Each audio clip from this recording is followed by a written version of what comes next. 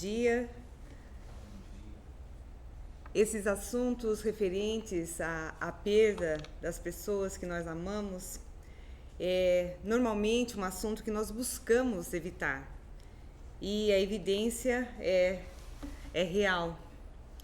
Mas é um assunto importante, apesar de delicado, porque não existe absolutamente ninguém que não necessite dele.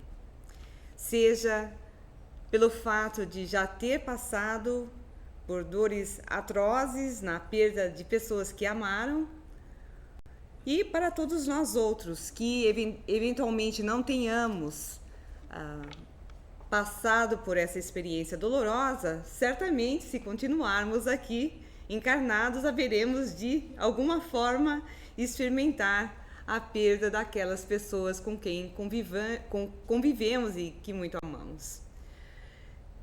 A princípio, em primeiríssimo lugar, gostaria de deixar claro que o termo perda é uma expressão. Nós espíritas sabemos que nós não perdemos os nossos entes queridos, sobretudo porque ninguém é dono de ninguém, portanto, por princípio, essa é uma expressão que não teria sentido. Mas, acima de tudo, a perda é temporária. A perda da presença da pessoa que amamos é temporária. A separação é temporária, apesar de extremamente dolorosa.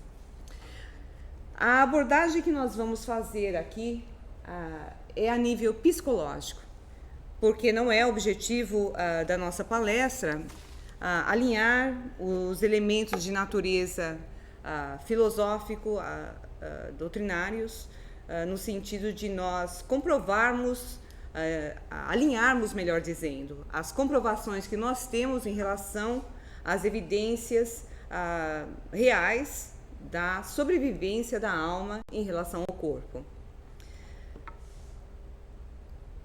De todas as consolações nós cremos que a doutrina espírita possa nos trazer, a maior delas certamente é em relação à sobrevivência da alma. Saber que nós realmente continuamos como indivíduos após a morte do corpo é realmente uma segurança, uma grata certeza de paz, de consolação que nós podemos ter em relação à continuidade de nós como indivíduos. Certamente ninguém consegue se ver, não é? Simplesmente desaparecendo no vácuo. Se nós fôssemos ateus, graças a Deus, como dizem eles, não é? Certamente seria muito difícil, mesmo assim, mesmo que não concebêssemos a existência da divindade, o que intuitivamente é literalmente impossível. Todos nós a percebemos de alguma forma, apesar de não realizarmos em termos de consciência muitas vezes. Mas a verdade é que a percepção da continuidade do indivíduo é inerente porque o ser humano quer sobreviver, faz parte da sua necessidade psicológica no sentido de fazer o possível em termos físicos que continue e em termos psicológicos que tenha a segurança de que existe algo após a morte do corpo. No entanto, a doutrina não nos deixa apenas com a segurança psicológica.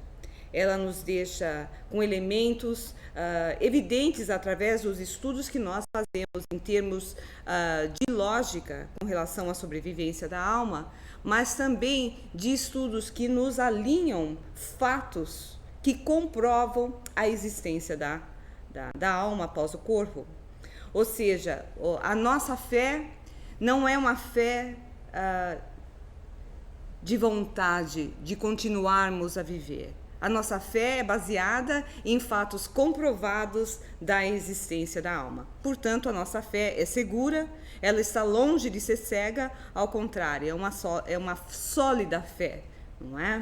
Então, nesse sentido, fica claro, então, que a nossa abordagem hoje é de natureza psicológica, emocional, baseado, obviamente, nos parâmetros doutrinários.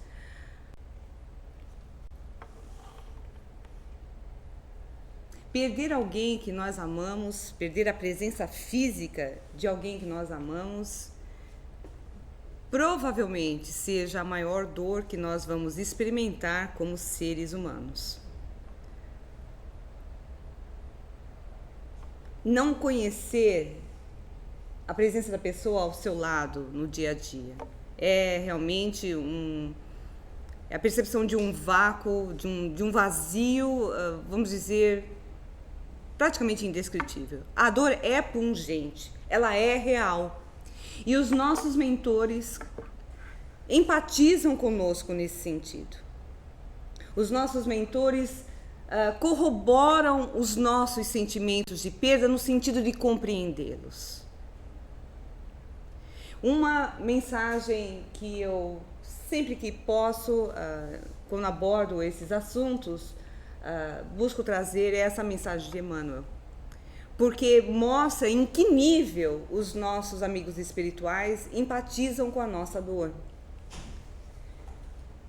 Nenhum sofrimento na terra, nos diz o nosso iluminado benfeitor, será comparável ao daquele coração que se debruça sobre outro coração regelado e querido, que o ataúde transporta para o grande silêncio.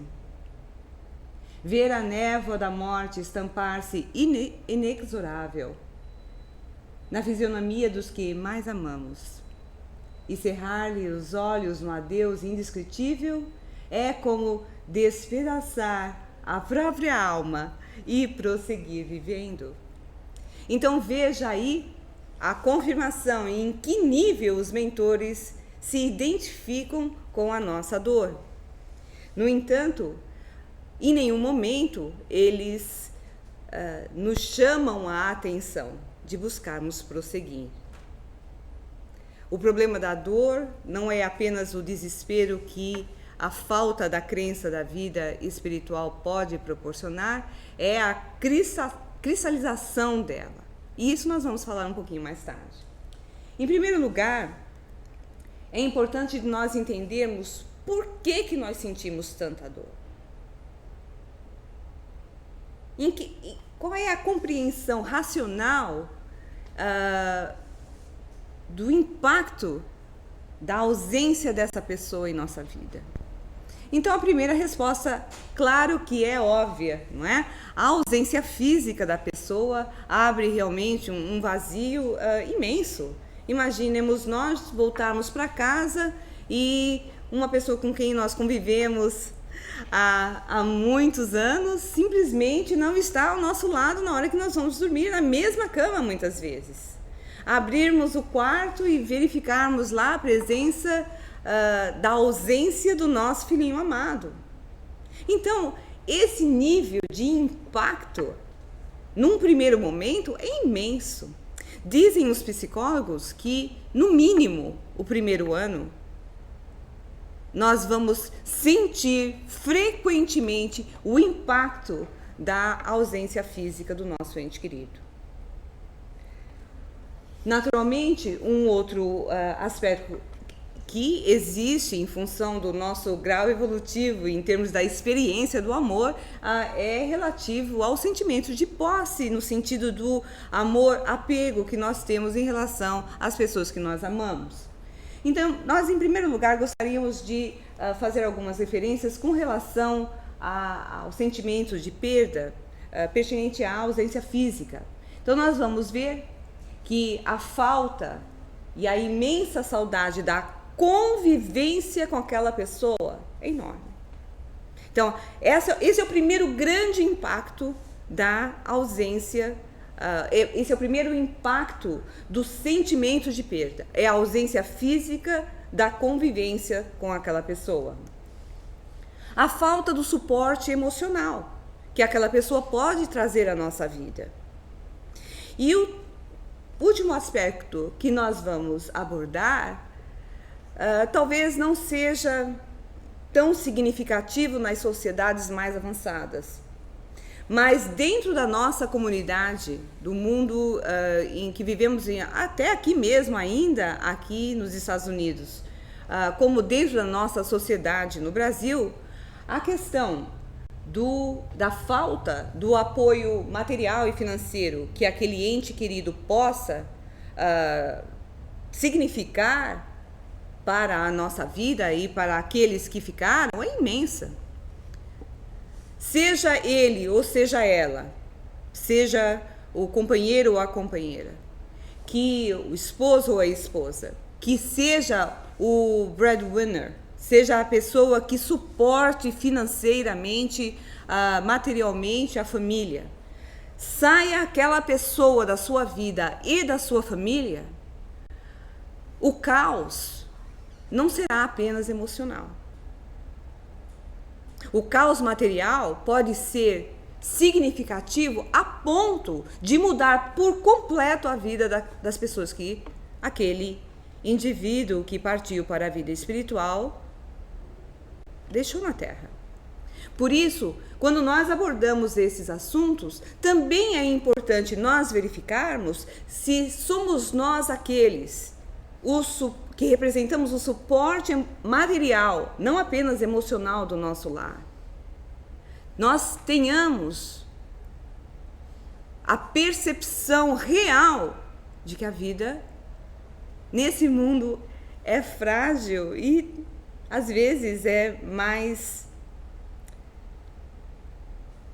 célere, mais rápida em termos de passar do que nós imaginamos. E nós podemos realmente partir antes daqueles que normalmente partiriam antes de nós. Ou melhor, ficariam depois de nós. Se nós partirmos cedo em termos de vida terrena e temos ainda filhos pequenos, ou temos uma companheira que depende 100% de nós, ou quase que 100%, nós precisamos ter a consciência da necessidade de organizarmos a nossa vida doméstica no sentido de que, e se eu não estiver aqui amanhã?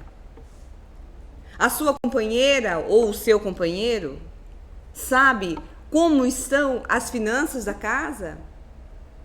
Sabe o que fazer? Qual é o plano B se você, que é o plano A, não estiver mais presente? Esse é um assunto extremamente delicado e muitos são os casais que literalmente evitam esse tipo de conversa. Nós não estamos em nenhum momento aqui fazendo abono a seguros de vida, mas há um plano de ação. No caso de você sendo o responsável materialmente pelo seu lar, pela sua família, tenha a previdência de se organizar para tanto. Com relação ao sentimento de perda, a causa do sentimento de perda, relativo a esse sentimento de posse que nós temos em relação às pessoas que amamos, nós espíritas poderíamos dizer, imagina, estou aqui no meu progresso de evolução contínuo e estou cada vez mais me desprendendo mais e melhor. O que é excelente, não é? Mas a maioria das pessoas ainda não vive esse nível de amor.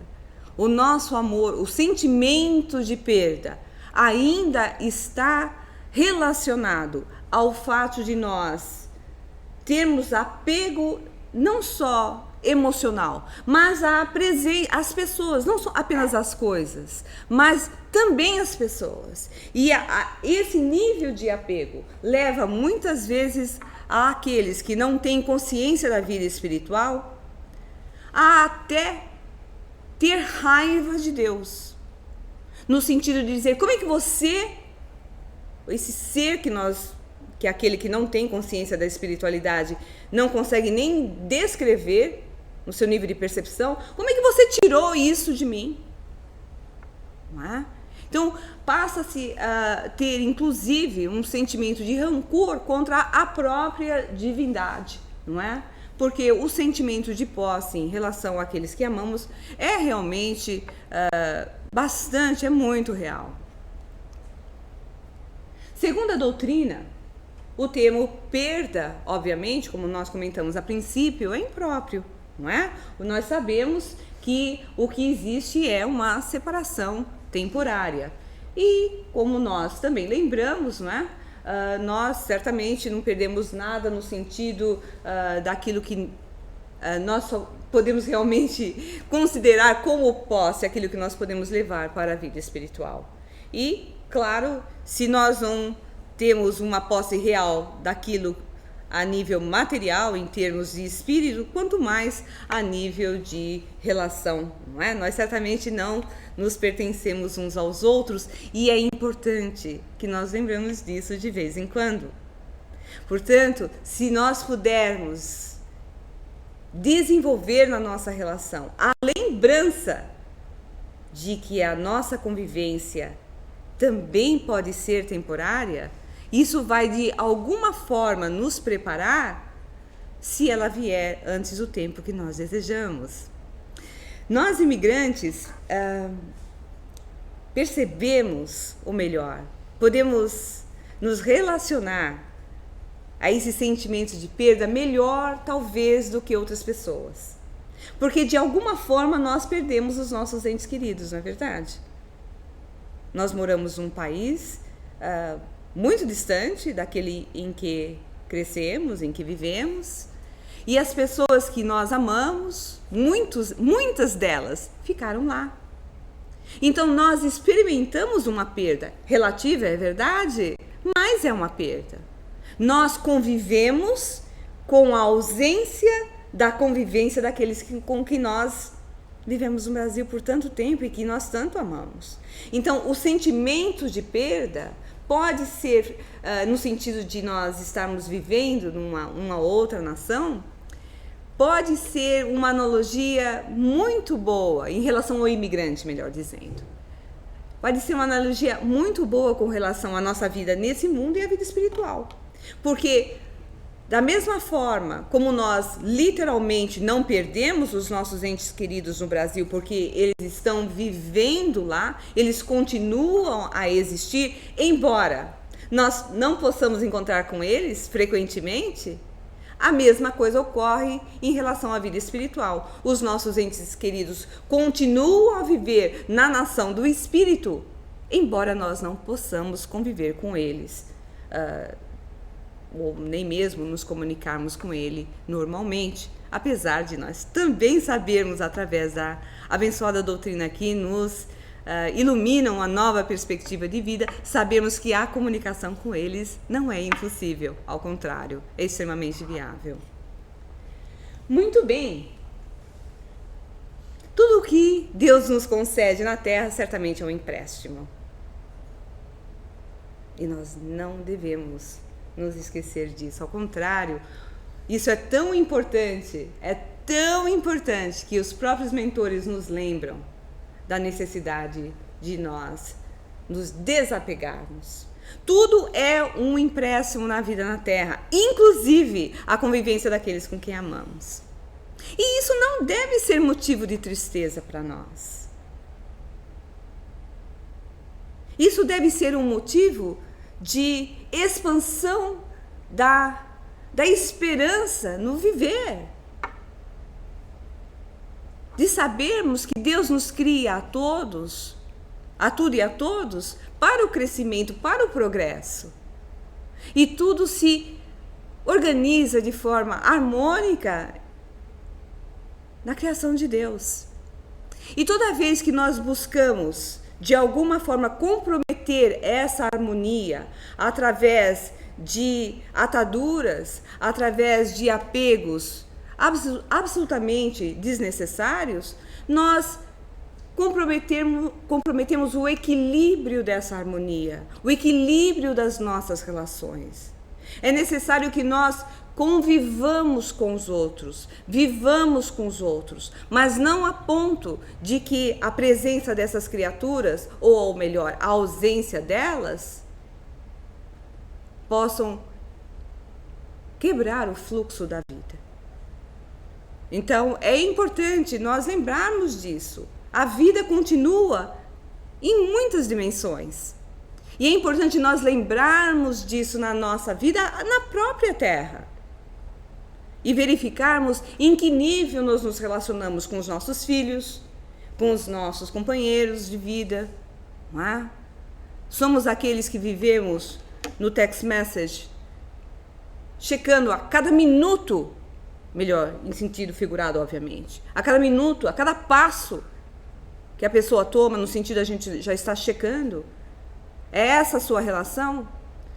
A pessoa vai de um lugar para o outro, você precisa saber, porque senão parece que um buraco aparece dentro de você. Precisa saber onde a pessoa está, não por uma questão de cuidado normal, de sabermos, de lidarmos uns com os outros, sobretudo, claro, com os nossos filhos, mas na nossa relação de adultos uns com os outros. Nós temos a necessidade absoluta de sabermos cada passo que a nossa companheira ou o nosso companheiro dá. Será que isso é sinônimo de amor ou de outra coisa? Nós precisamos raciocinar nesses processos, porque é preferível nós treinarmos a nossa relação para um convívio harmonioso, fraterno e mais leve, ao invés de nós termos de aprender isso de forma traumática, quando a morte do companheiro ou da companheira vem. Então é importante nós lembrarmos, é maravilhoso vivermos uns com os outros, mas os nossos amados, antes de nós, são de Deus. Nós não podemos perder essa perspectiva, porque isso vai facilmente melhor reger não só a nossa relação nesse próprio mundo, mas quando ou melhor, se eles partirem antes de nós. Ou melhor, é esse controle aqui é diferente. Nos mundos felizes mais adiantados que o nosso, na Terra, certamente a morte não tem o mesmo impacto que tem em nosso mundo, não é? O fato de nós ainda vivermos, apesar de estarmos nos encaminhando para a era da regeneração, já termos oficialmente iniciado, ainda estamos naquele processo de intersecção que a dor e a expiação ainda é real e a morte faz parte dela. O impacto da morte do corpo físico, da pessoa que amamos nesse mundo, ainda é sinônimo de uma tremenda, tremenda dor. A dor é literal, ela é real e ela é legítima. Nos diz o nosso iluminado André Luiz que a doutrina espírita, além de provar a existência da vida após a morte, nos esclarece acerca da vida no plano espiritual. E isso certamente diminui, ou melhor, diminui a nossa preocupação, o nosso medo e a nossa ansiedade em relação à passagem. Né? Então, sabermos que a vida continua e sabermos o que vamos encontrar, certamente a nível pessoal, inclusive, claro que alivia a nossa ansiedade, a nossa expectativa e até, claro, o nosso medo em relação ao que vamos encontrar. E agora, certamente, o que desejamos falar é de como lidar com a perda. O aspecto emocional da perda, como lidar com ele. Esse realmente é o objetivo da nossa palestra de hoje. Então, a primeira coisa que precisamos fazer é reconhecer que a nossa dor é real. É muito comum, quando passamos o impacto de uma grande crise, aliás, essa é a primeira reação da crise, quando passamos por ela, o primeiro impacto que ela causa em nosso ser emocional é a negação. A dor é tamanha, é tão grande, que nós mais queremos negá-la. Então é o que nós chamamos, né, no inglês, né, do denial. Você está em denial. Você não está assimilando a dor no sentido real. Você está fazendo de conta que ela existe. Você está mascarando a dor. É uma forma de se proteger? É uma reação instintiva do ser humano? É sim. Não é? É sim. Então, nós quase que... Parece que é um pesadelo, porque não é um sonho, certamente. Você acordar de manhã e você não vê aquela pessoa ao seu lado. 10, 20, 30 anos vivendo com ela. Claro, se não for um marido muito bom, não é? você está dando mais graças a Deus que ele parta, não é? Vai com Deus, meu filho. Nossa, foi uma experiência incrível, não é? Mas, seja como for, até aquele bravinho, não é? Até aquele marido, aquela esposa resmungona, não é? Até eles nos fazem falta, não é? Se for a mãe difícil, de complicada, complexa, vai com Deus, mamãe, nós vamos estar vibrando aqui, não é? Mas se for aquela que representa o seu suporte, você vai sofrer. E os mentores nos falam de quanto eles compreendem essa dor. Para nós espíritas, é importante nós falarmos sobre a questão de que it's okay to cry. Vamos nos dar a chance de nos emocionarmos ao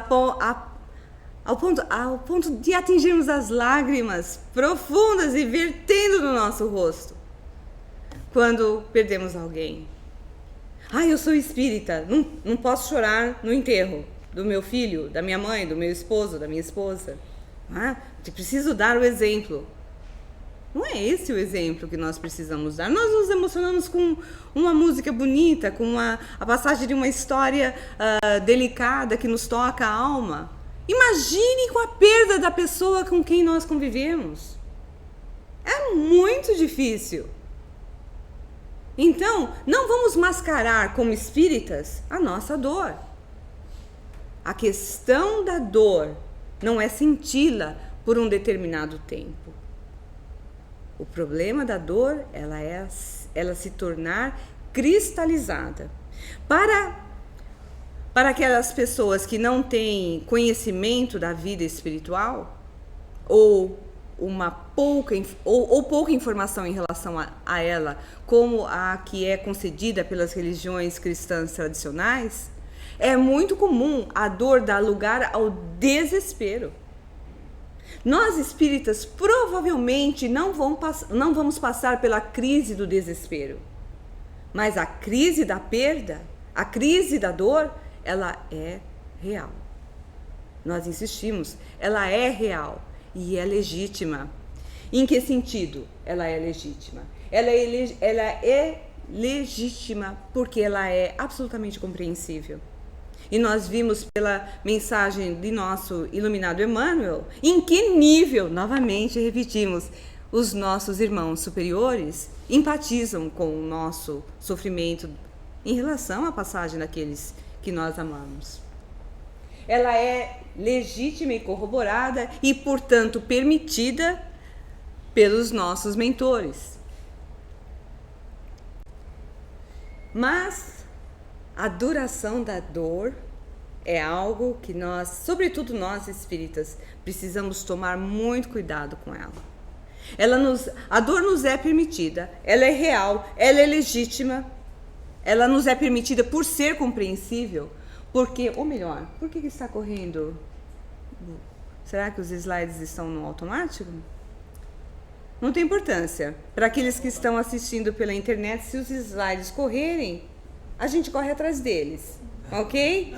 Então a gente reverte, não tem importância. Nós somos flexíveis. Aliás, os espíritas têm por característica serem o quê? Flexíveis, isso é muito importante. Flexível para melhor, não é? Então vamos lá. Então a duração da dor. Existe um tempo para tudo. Já registra a sabedoria dos antigos, não é? Existe uma passagem no Eclesiastes belíssima, não é? Que se refere basicamente ao fato de dizer que existe um tempo para nascer e um tempo para morrer. Nós espíritas certamente diríamos existe um tempo para encarnar e outro para partir para a vida espiritual, não é? Então, existe sim o que nós chamamos de um luto emocional. Talvez a gente precise tirar por alguns minutos. Se você puder verificar se na transição está indo rapidamente, não é? Está no automático, a gente precisa tirar. Então, vamos falar sobre a questão do luto emocional enquanto isso. não é? O que é o luto emocional? É o tempo compreensível de passarmos pelo sofrimento da perda. A psicologia nos refere à questão de 1 ano para o primeiro impacto e normalmente leva 2 anos para você começar a se acostumar com a falta daquela pessoa em sua vida. Existem algumas sugestões importantes no sentido de alinhar as nossas emoções a como lidar com esse período. Os primeiros aniversários de vida da pessoa, os eventos familiares, os feriados de Natal, de Ano Novo, os grandes momentos, vamos dizer, são de imenso impacto, sobretudo no primeiro ano.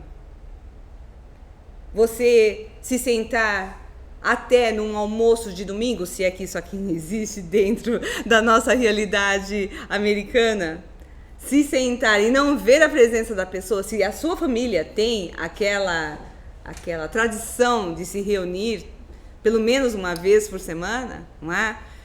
Não ver aquela pessoa na mesa é duro, é muito duro.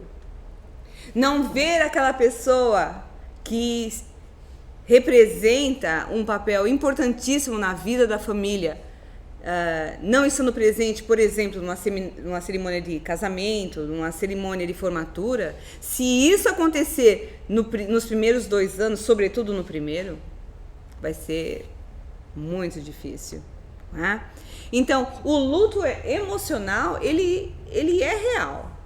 Nós precisamos nos permitir a esse luto emocional, a esse tempo de nós sofrermos a perda, de estarmos extremamente sensibilizados com a ausência daquela pessoa.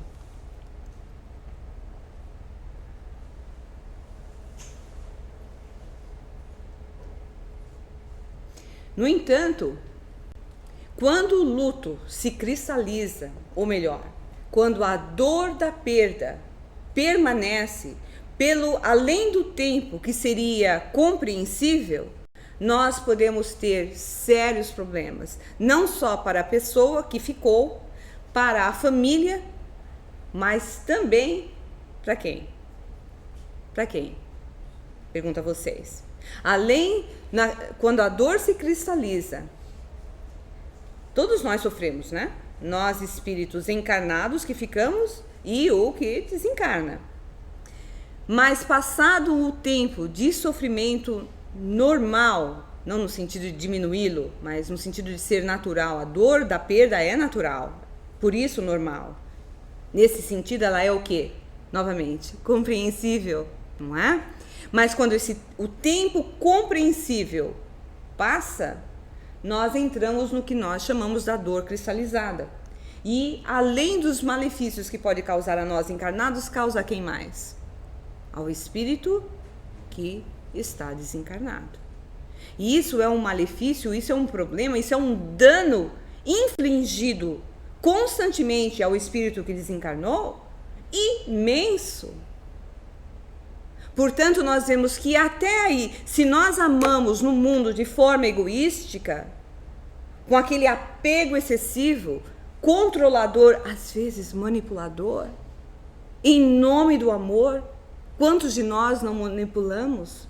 Se o nosso amor invade, ou melhor, se o nosso amor egoístico, o nosso amor egoísta invade as fronteiras da morte do corpo físico, nós estaremos constantemente e de forma ainda mais significativa infligindo dor ao espírito que partiu para a vida espiritual. O impacto constante da nossa vibração, no sentido de sofrer, lamentar, e a pessoa sente o impacto literal da sua dor. Portanto, nós vamos verificar que se nossa dor de compreensível passar do período que nós consideramos normal, invadir a nação da cristalização emocional, não é? O mundo da cristalização emocional, nós vamos estar interferindo no mundo dos espíritos, no processo de recuperação e até no próprio progresso daquele espírito na vida espiritual. Como nós dissemos, o impacto do nosso desequilíbrio emocional gera grandes desequilíbrios no espírito que partiu. E existe uma coisa muito interessante, não é? Parece absurda para aquelas pessoas que estão começando a estudar o espiritismo, mas ela é real. Quando nós nos referimos à obsessão, nós sempre pensamos nos espíritos que vêm nos perturbar, não é? Mas às vezes, além de haver a possibilidade de uma obsessão de encarnado para desencarnado, ou seja, uma fixação mental sua com relação a outra pessoa, que nós não estamos falando daquele amor, quando você está apaixonado, que você não faz outra coisa a não ser pensar naquela pessoa. Não. Seria uma obsessão? Bom, não seria uma obsessão, você não está causando malefício, né? Acreditamos. Mas você está com a ideia fixa. Quando a sua ideia fixa passa a prejudicar a pessoa, mesmo a nível inconsciente, ela se torna uma obsessão de encarnado para desencarnado. Ou melhor, encarnado para encarnado, não é? Mas ela também é real a nível da nossa relação com o mundo espiritual. Existe sim a possibilidade de nós estarmos obsediando, através da nossa ideia fixa, a pessoa que nós amamos no mundo espiritual. É uma obsessão afetiva? Ela é. Claro que é. Não é uma obsessão com o intuito de prejudicar, mas prejudica. Naquele filme Nosso Lar, tem uma passagem que acreditamos que vocês provavelmente se lembrem, que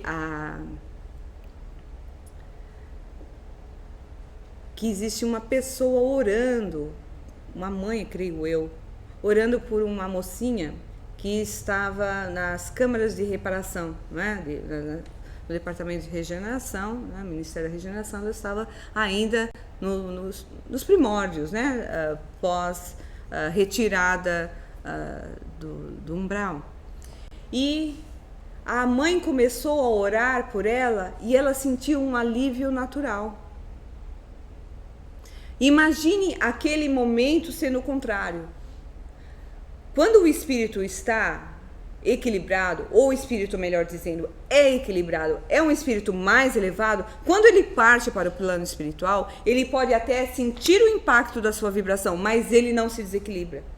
Mas se ele estiver ainda, ou se ele for ainda um espírito sensível, ou um espírito que esteja em profundo estágio de consternação espiritual, toda vez que você pensa nele, você, ao invés de estar manifestando o seu amor, você está dispondo de vibrações que vão, na realidade, desequilibrar o espírito por muito tempo.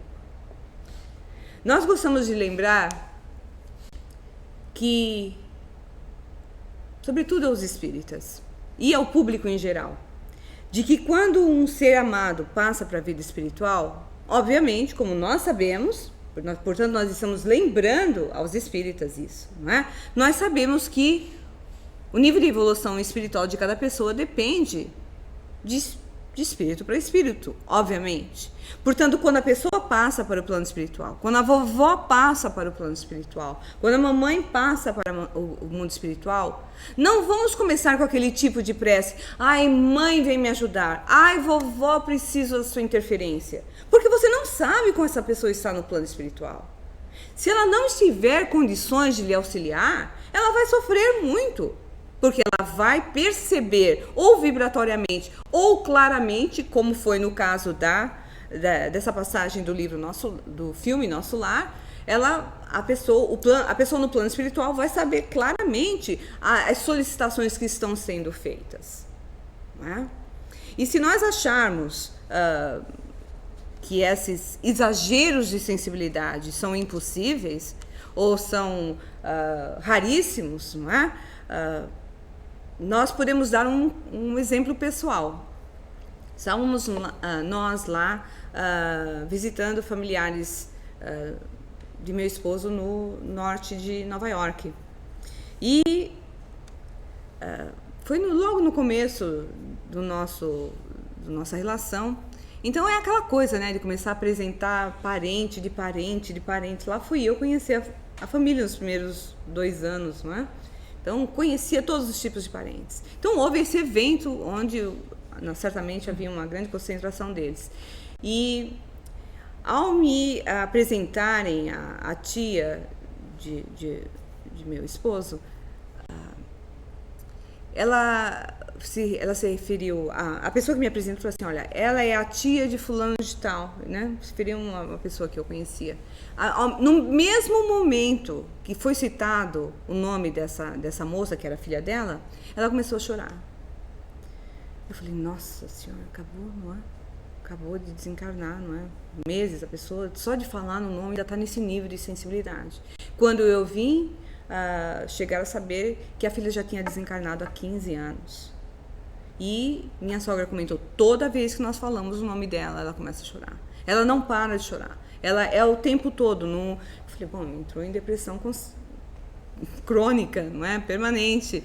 Mas a pessoa não se recuperou. Agora você imagine o impacto no espírito da filha, da dor, do desequilíbrio da dor de uma mãe dessa, né? Então, essa questão, a doutrina espírita nos esclarece com muita propriedade o que é uma grande contribuição. Certamente os espíritos amigos do outro lado, as pessoas que amamos, certamente agradecem, não é? Muito bem, nós já comentamos há pouco quais são os gatilhos da dor, não é? Nesses primeiros 2 anos, no primeiro ano sobretudo, não é? As datas especiais, os aniversários de morte. Olha, a pessoa, mamãe morreu hoje, aí vem a choradeira. Hoje é aniversário do papai, aí vem a choradeira, não é? Então a gente fica emocionado, a gente viveu com aquela pessoa tantos anos, não é? Então é normal. Então, os psicólogos nos chamam a atenção da necessidade de tomarmos atenção, chamar a atenção de tomarmos atenção. Temos o cuidado de compreendermos essas reações que são absolutamente naturais, sobretudo no primeiro ano, estendendo-se normalmente ao segundo, não é? Fotos, visitas a certos locais, você ouve uma música, você vai a um lugar, você lembra da pessoa e você chora, você sente, você sofre, não é? E é normal. No entanto, não é? Se depois de um determinado tempo você continua a ter essas mesmas reações, você provavelmente necessita de buscar um auxílio de natureza psicológica, não é? Agora, estamos aqui finalizando, não é? Existe um sentimento de culpa muito interessante de nós notarmos. Quando a pessoa entra no período do healing, vamos dizer, no período da cura emocional, é muito comum a pessoa se sentir culpada por já estar se sentindo melhor. Não é uma reação interessante? A pessoa começa a sentir culpada por se sentir que a dor da perda começou a se caracterizar. Ela começa a se sentir culpada porque acha que não está na hora ainda, não acha justo começar a querer a viver e sorrir de novo.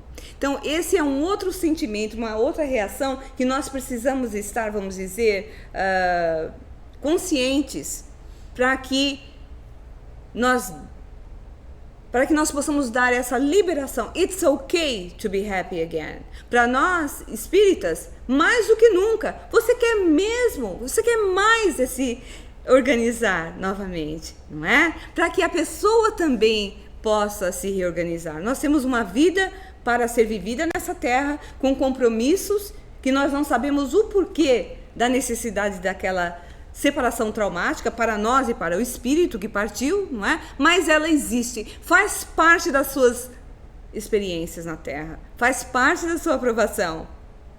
E a ideia é, como uma ferida, essa dor cicatrizar e você continuar com a sua evolução nesse mundo de Deus e o nosso ente amado no mundo dos espíritos.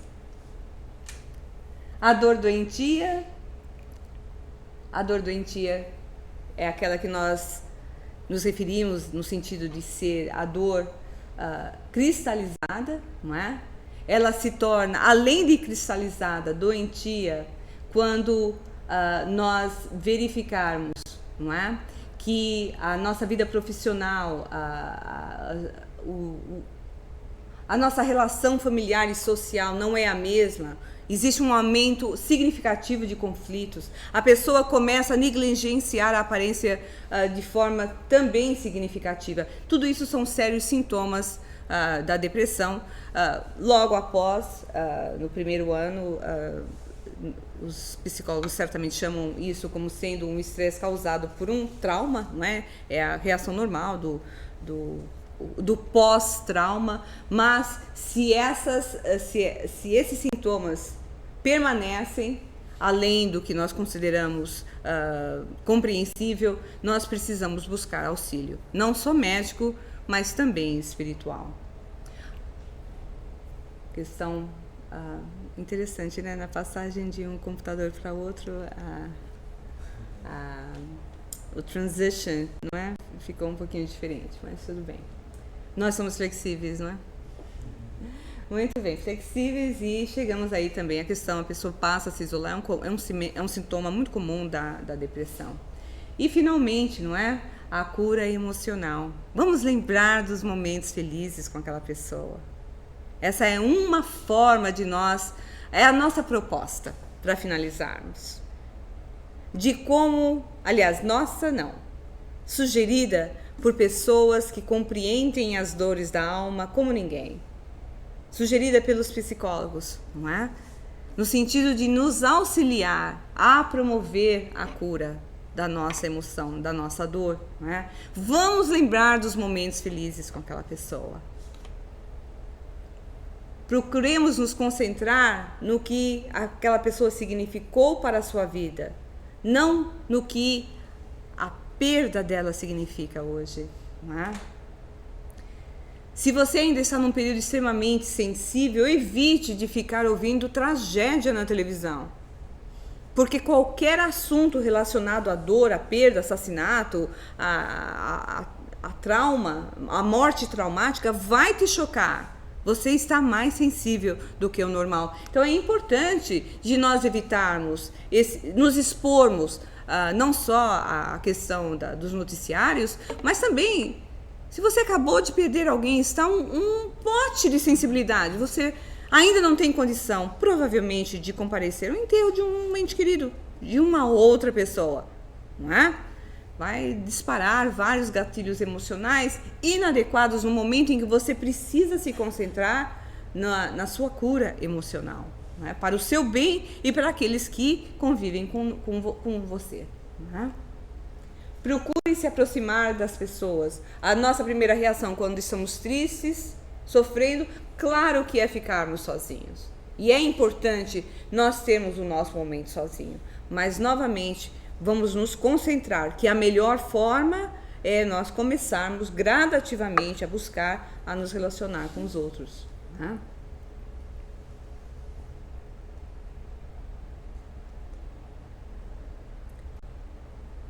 Queremos honrar os nossos amados? Tudo bem, quer ir ao cemitério? Se você vem se a carga religiosa no seu espírito, não é? das religiões tradicionais, melhor dizendo, é tão forte, você tem a necessidade de ir ao cemitério, tudo bem, não é isso? Esses assuntos são muito bem expostos no Livro dos Espíritos. O que Kardec pergunta aos mentores: qual a reação? O espírito que desencarnou gosta de ver que você lembrou dele indo, visitando o seu túmulo?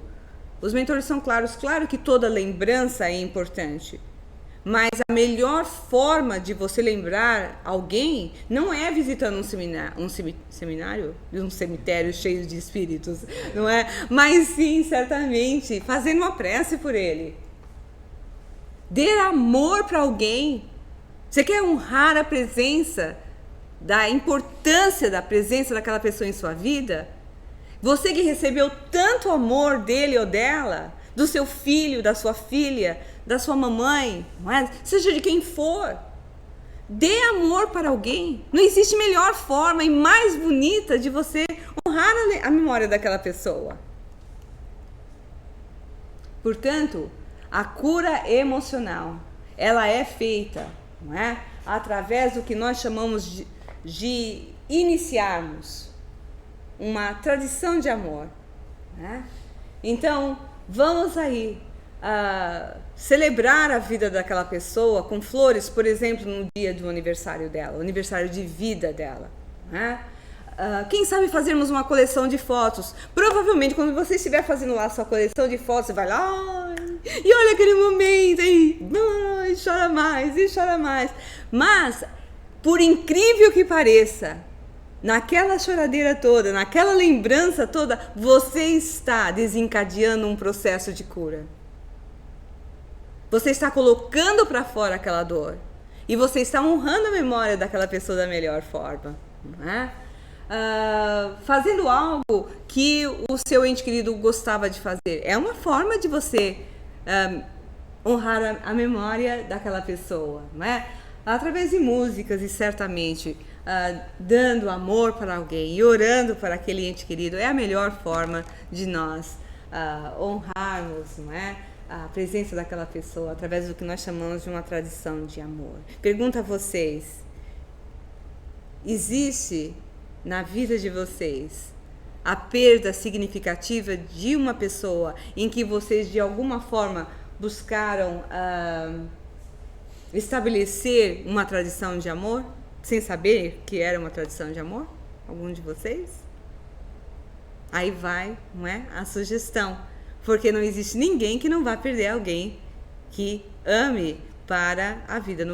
A perda da presença da pessoa em sua vida, na vida para a vida espiritual. E finalmente, lembremos, não é, queridos, que a vida continua, graças a Deus, não é? A vida continua e nós vamos nos reencontrar com aqueles que amamos.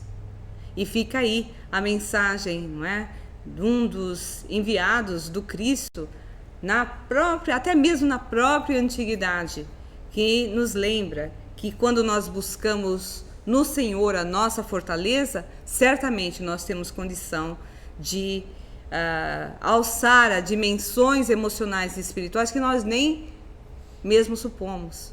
Então fica aí a palavra do iluminado Isaías, não é? Que disse: aqueles que esperam no Senhor renovam as suas forças, sobem com asas como águias, correm e não se cansam, caminham e não se fatigam, porque no Senhor as nossas forças são continuamente renovadas. Muito obrigada, muita paz a todos e novamente nós agradecemos a oportunidade de nós estarmos aqui nessa casa espírita que a cada dia cresce mais e se fortalece nos alicerces bárbaros, irremovíveis, imbatíveis da doutrina espírita. Muito obrigada a todos.